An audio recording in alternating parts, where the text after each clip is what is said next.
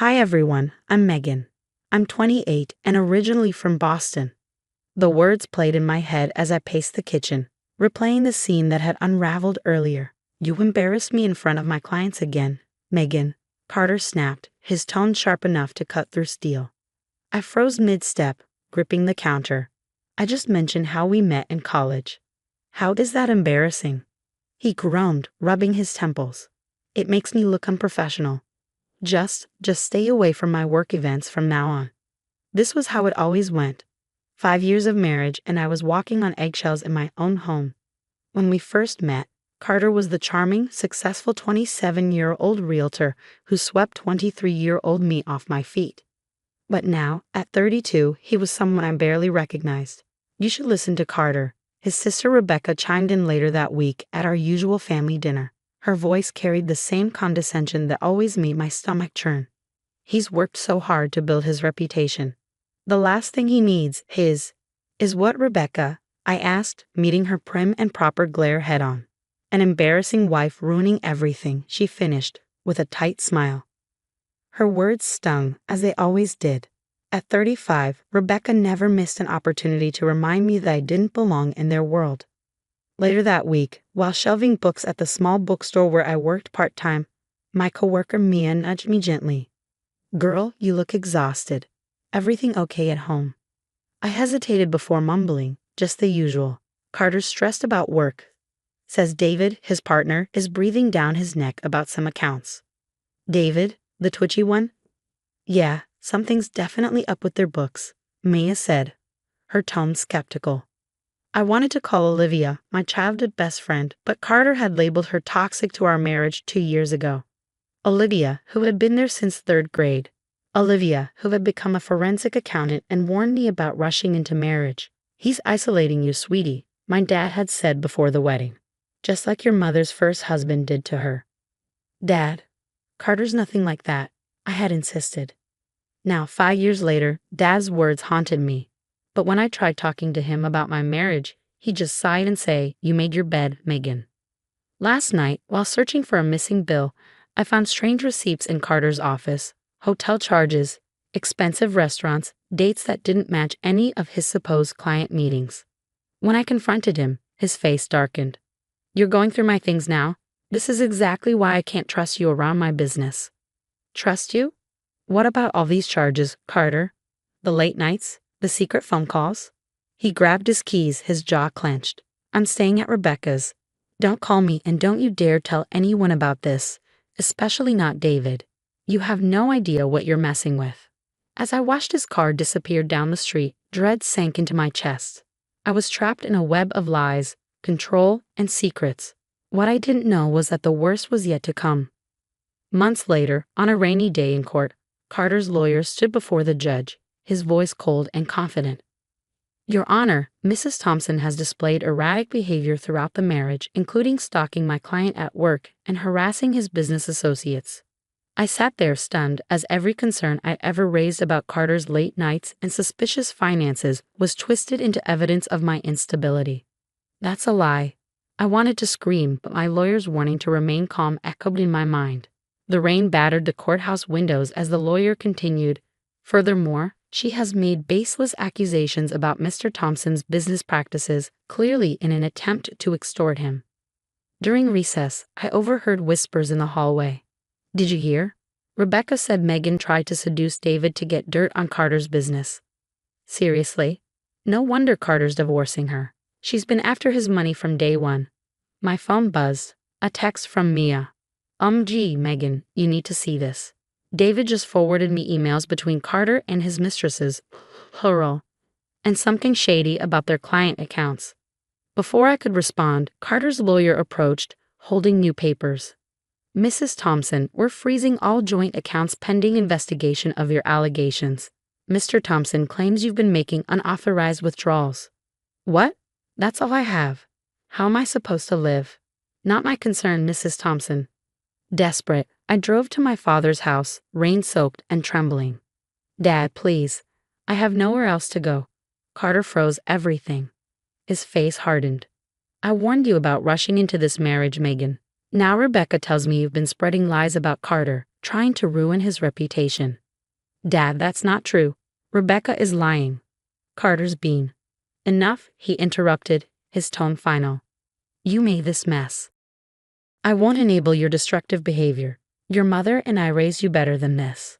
The door shut in my face, leaving me standing in the rain, my world crumbling around me.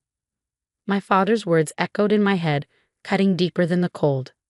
As the tears blurred my vision, my phone rang. Mia, I croaked, barely holding myself together. Girl, come stay with me, she said firmly. At least for a few days while you figure things out. Mia, I can't ask you to. Shut up and get your butt over here.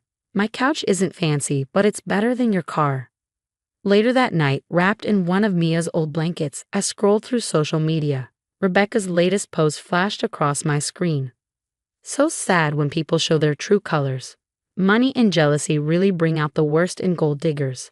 Hashtag praying for my brother. The comments were brutal. Friends I'd known for years believed her lies, their words like daggers twisting in my heart. I can only keep you for a week, Mia said, handing me a mug of hot chocolate. My landlord's strict about guests, but we'll figure something out. I nodded, too numb to speak. 5 years of marriage had destroyed my reputation and shattered my trust. Even my own father had chosen Carter's lies over my truth. But as I sat there on Mia's couch, something inside me shifted. Hardened. They thought they'd broken me, but they had no idea what I was capable of. I opened my laptop and started typing an email to Olivia. It was time to fight back. Girl, I've been waiting for your call for years, Olivia said, her voice a lifeline through the phone. Stay put. I'm picking you up. 2 hours later, we were in Olivia's home office, surrounded by stacks of financial documents that David had secretly sent me. This is serious fraud, Megan, Olivia said, her eyes scanning the pages. Look at these property valuations. They're inflating prices, pocketing the difference. And wait a minute, she paused, pointing to a section. These wire transfers to offshore accounts, what about them? They're authorized by Rebecca, I realized, my stomach sinking. Your dear sister-in-law's been helping Carter launder money through her medical practice, Olivia said, shaking her head. My phone buzzed again. It was David. Megan, I found more. That development deal in Phoenix? Carter screwed me over, pocketed my investment, and blamed it on the market crash. I've got all the paperwork. Send everything, David, I said, my voice steady. And thank you. Olivia whistled as she flipped through the new documents. Baby girl, they're going down. But you need to lay low while we build this case. Through Olivia's connections, I found a spot at New Beginnings, a women's housing organization. My new roommate, Jenna, worked at Summit Publishing. We're actually hiring for an editorial assistant, Jenna mentioned over breakfast. Way better than that bookstore gig. I don't know, I said hesitantly. Carter always said I wasn't cut out for corporate. Jenna snorted. Carter's an idiot. Send your resume. 2 weeks later, I was starting my new job. For the first time in years, I felt capable. Strong. Then one evening, David called again.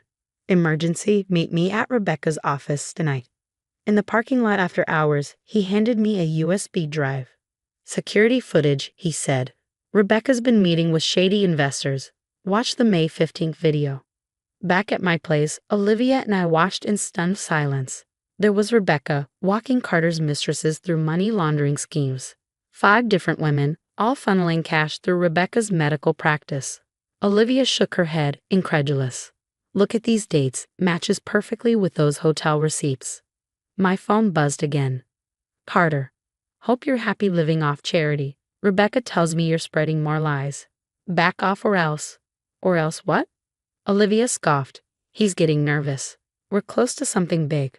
I spent nights organizing evidence, poring over every detail. Days were spent building a new life at Summit. My first manuscript acquisition was approved, and my boss called me a rising star. Look who's thriving, Jenna teased one evening, Miss Editorial Assistant with a corner desk. Then, one afternoon, Olivia burst into my office. Found it, the smoking gun.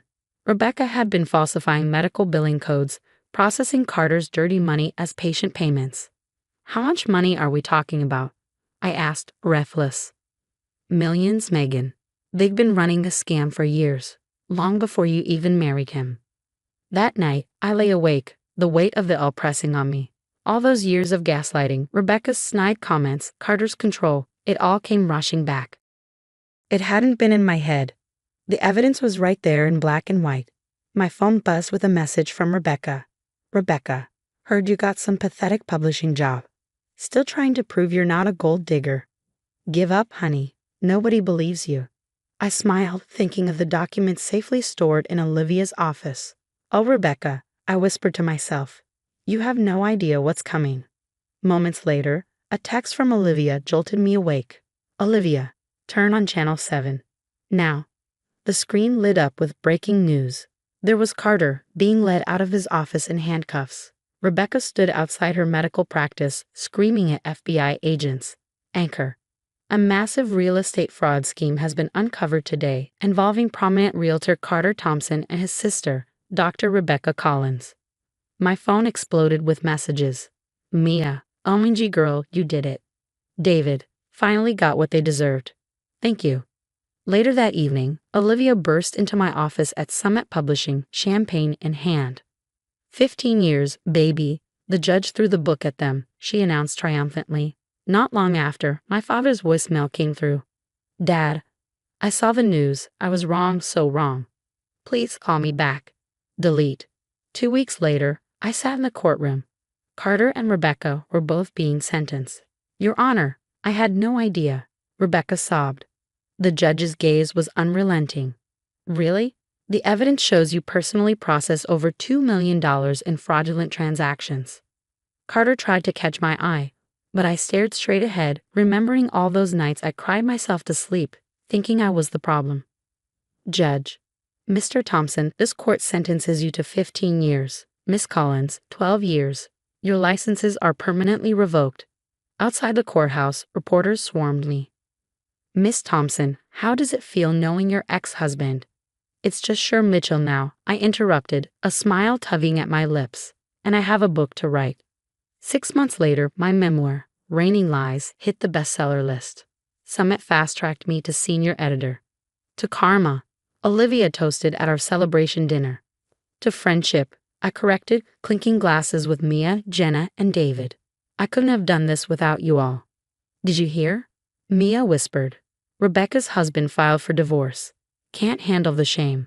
And Carter's mistresses, Olivia added with a grin. They all testified against him for reduced sentences. Poetic justice, David said, raising his glass. My phone buzzed again. A text from Dad. Dad, saw your book at Barnes & Noble. So proud of you. Please, can we talk?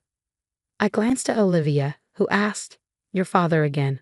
Not my problem anymore, I said, watching the TV above the bar.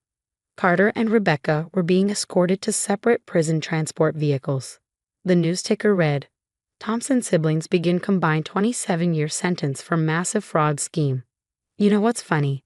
I said, buttering my bread. They thought making me homeless was their power move. Turns out, losing everything showed me exactly who I am. And who's that? David asked. Someone who doesn't need toxic people's approval to succeed. Later that night, I walked past my father's house in the rain. He was on the porch, probably waiting for me like always. Megan, please, he called out. I kept walking, my heels clicking against the wet pavement. My phone buzzed, a message from my publisher. Publisher, second book deal approved. Contract tomorrow. I smiled, thinking of Carter and Rebecca in their prison cells.